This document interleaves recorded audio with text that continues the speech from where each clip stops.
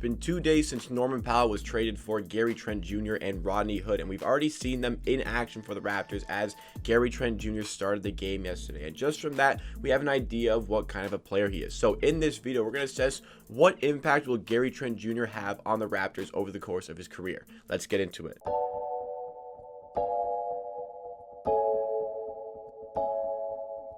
Welcome Raptors fans to Amateur Hour Sports. This is a channel where you get NBA content with a focus on the Toronto Raptors. We do a ton of videos, we do a ton of live streams as well, like the one we're going to do today for the game against the Portland Trail Blazers. So if you like what you see from today's video and you want more of myself talking about the Raptors and content just like this, make sure you hit that subscribe button down below, show your support to the channel, and also follow us on Twitch, twitch.tv/amateurhoursports. We're going to switch our streams over to Twitch starting April 6th, so make sure you are a part of that process. But in today's video, we're talking about Gary Trent Jr. and what impact he will have on the Raptors over the course of his Raptors career. And so far, his Raptors career has been just the one game and automatically inserted into the starting lineup, replacing Norman Powell's spot as basically the small forward for this Toronto Raptors team. And they go with small ball yet again. And Gary Trent comes into this game just a day after being traded to the Toronto Raptors. So basically didn't get a full practice. Might have had one the morning of the game,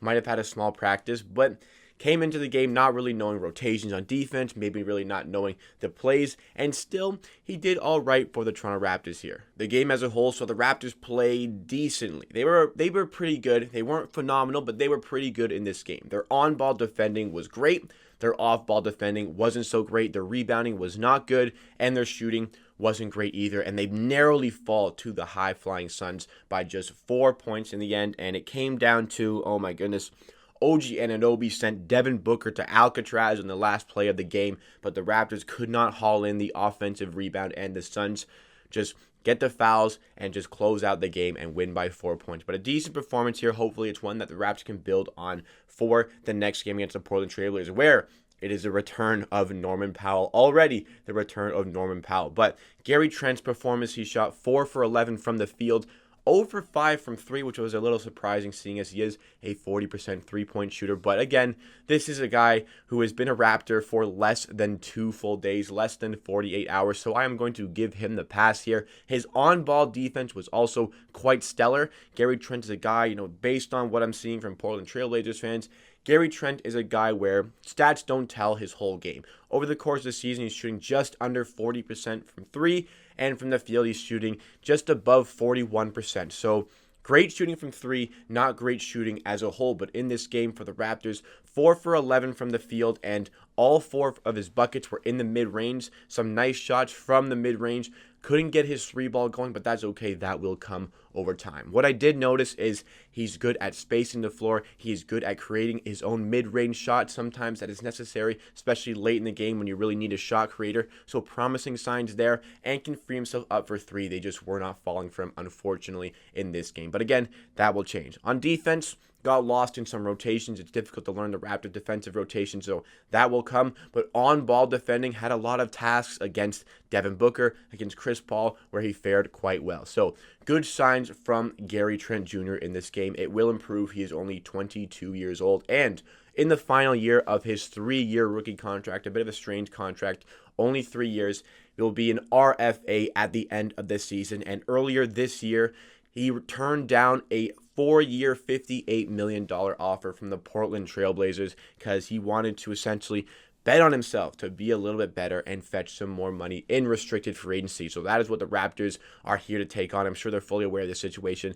He's going to fetch at least, I think, 60 to 65 million, maybe even more from the Raptors in restricted free agency. But as a player, Gary Trent is a player that fits really well into the Raptors system, I think. He's a good defender, a good on-ball defender. I think that the off-ball stuff, the rotation stuff is going to come over time, is good at spacing the floor. I think he takes away a lot of those extra touches that Norman Powell had. Not that it was a bad thing that Norman Powell got these touches, but I think it affords more touches to the likes of OG Anunoby and to the likes of Van Vliet and Siakam, all 3 of those guys who had great games last night against the Phoenix Suns. I think it gives more touches to those players, while Gary Trent can be more of an off-ball player in certain situations, which is great for Anunoby, who we've said over the course of this season does not get enough touches. And that when Anunoby gets these touches, he performs much better. He can take shots off the dribble, hit his threes, get to the rim, and OG was doing that last night. Gary Trent is a very good three-point shooter already. He showed signs of it in college with his career at Duke, in his 1 year at Duke, and he's already showing signs of it in the NBA, averaging 15 points per game this season. Gary Trent is looking very promising, and 6 years younger than Norman Powell. Gary Trent is 22 years old. He is very young. This is just the early stages of his NBA career. I think Gary Trent can grow into quite a key player for the Toronto Raptors over the course of his Raptors career. It's good to have him as a guard, a shooting guard who can also play as a three. Going to have to be playing as a three for the rest of the season. And I think that if we lose Kyle Lowry at the end of the season, we can be happy with the starting five of Fred VanVleet, Gary Trent, OG, Siakam, and a center we acquire in the offseason. This would give some full license to Fred VanVleet to be the primary ball handler. And again, it gives OG more touches, it gives Siakam more touches. And Gary Trent in particular, I think that the Raptors can work with him to make him a very good defender, already showing good signs of a defender even at 22 years old. The Raptors are going to develop him. Their development team is one of the best, if not the best, in the NBA. They're going to work with him to make him a key player on defense while also being a great figure on offense. I think that 40% three-point shooting already is bound to stay in about the same, between 37 and 40% over the next few years for the Raptors from three, which is very efficient, especially if he's taking a lot of shots from three, more of a 3-and-D type of guy on certain occasions. And what I would really like to see is that field goal percentage improve to somewhere around 45%. I think that for his size 6'5", he definitely can improve that part of his game. What I noticed from the game yesterday, again, it's just one game.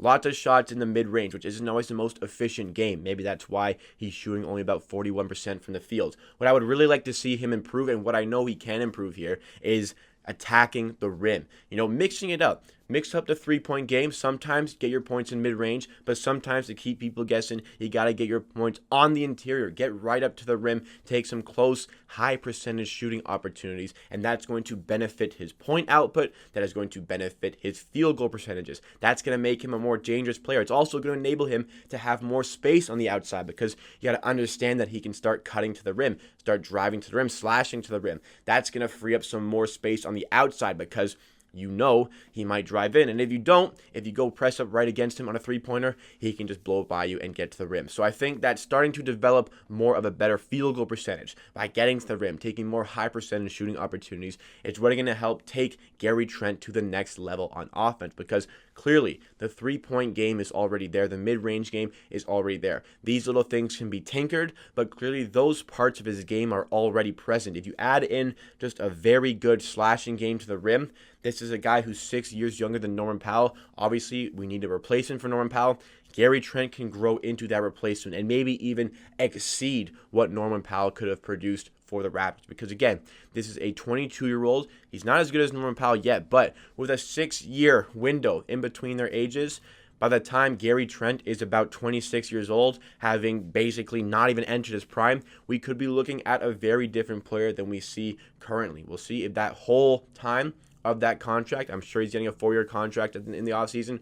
We'll see if that whole contract is spent with the Toronto Raptors. But I think that this is a player who fits very well into the system. He fits very well around the core that the Toronto Raptors already have in place. Fred VanVleet, OG Anunoby, and Pascal Siakam also offers a lot on defense. Going to have a great defense. So look at this defense with Fred VanVleet, Gary Trent Jr. and OG Anunoby. That is some elite defense. Pascal Siakam also very unsung with the great defensive work that he produces on the court, game in, game out for the Toronto Raptors. I think right now the trade itself, Norman Powell for Gary Trent and Rodney Hood, I would have really liked a second-round pick as well from the Portland Trail Blazers. I think the Raptors maybe overpaid slightly. Norman Powell, congrats to him. Good luck to him, but he had a great game in his first game with the Trailblazers. I still think we could have gone a little bit more out of Norman Powell, but I think in 2 to 3 years' time, we're not going to be as concerned with that, or I'm not going to be as concerned with that because I think Gary Trent is going to grow into a fantastic player for the Raptors. What I keep saying is that while we have this great young core of OG, VanVleet, and Siakam, while we have that great three core, we need to build around them. And I think Gary Trent is a great piece to build around them. gonna ask for maybe up to 17, 18, maybe even $1 million in the offseason a year over 4 years. Norman Powell may be asking for $21 or $22 million. So we're going to get a little bit cheaper than Norman Powell, and we're going to get a lot younger than Norman Powell by adding in Gary Trent to this team. That is the process that Masai Ujiri and the Raptors are clearly wanting to take. Hopefully Masai Ujiri is the guy who's going to be here beyond this season, but that is the steps that the front office want to take for the future of this franchise. I can understand why they did it. It's just, super emotional to let Norman Powell go. I would have liked to have seen him stay, but again, Gary Trent is going to be a good Raptor. This isn't me wanting more for Norman Powell. Is not a disrespect to Gary Trent, because Gary Trent is going to be great for the organization. He's going to fit very well into the organization, and I know that the Raptors development team can make him even better. So the key to Gary Trent's impact with the Toronto Raptors is, number one, developing a very good inside game, getting to the rim, creating more shooting opportunities, more high percentage shooting opportunities to really get that field goal percentage up to about 45%. That would make him an even more elite player. He's potential to be a little bit of a star for the Toronto Raptors over the next little while, and to improve his off-ball defense. It's clear his on-ball defense is there, but correcting the rotations, which will come. It's very difficult to play with the Raptor defensive system, but correcting the off-ball rotations is going to be key to his development, and I know he has the potential to do all these things. So to sum up, this is a very exciting player. He's going to have a great little future with the Toronto Raptors. Let's see what he can produce for the next little while over the rest of this season. What do you guys make of this trade? What did you make of Gary Trent's first performance for the Toronto Raptors, and what do you make of his potential as a Toronto Raptor? Let me know all of your thoughts and opinions in the comments down below. But that wraps it up for me for today. Thank you so much for watching. If you are still here, please like the video if you like, to help us reach some new viewers, and subscribe to Amateur Hour Sports for more content just like this. Again, live stream today, watch along for the game against the Trailblazers. Check out the merch, follow us on Twitch, twitch.tv/Amateur Hour Sports, and also join the Discord for a great community of basketball and Raptors fans. All of the links are in the description. Go check those out. At the end of the day, I believe what I say. If you disagree, that is okay. We'll see you again next time for another video.